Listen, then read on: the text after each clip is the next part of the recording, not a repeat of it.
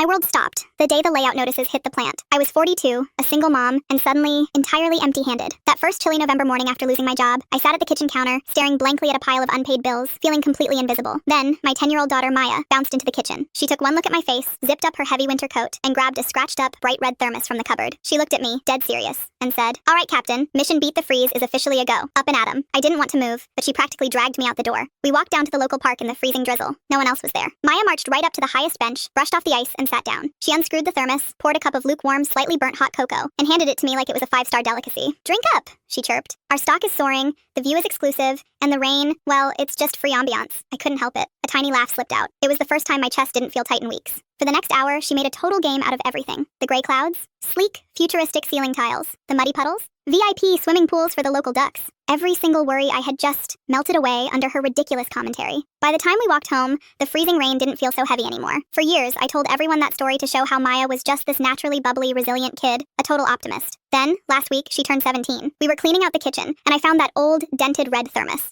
I smiled, bringing up that freezing park day, telling her how much her goofy attitude had cheered me up. Maya stopped scrubbing the plate. She looked down, her voice dropping to a whisper. "Mom, I wasn't being goofy." I looked at her, confused. She swallowed hard and said, "That morning, you looked like you were drowning. Your eyes were just vacant. I was terrified that if I let you sit in that quiet kitchen for one more minute, you might completely break and never come back. I didn't know how to fix a budget or get your job back, so I just forced you outside and kept making things up, hoping that if I could just make you smile, you'd remember that you still had me." I stood there, completely frozen. For 7 years, I thought my daughter was just playing in the rain. Turns out she wasn't playing at all. She was pulling me back to shore.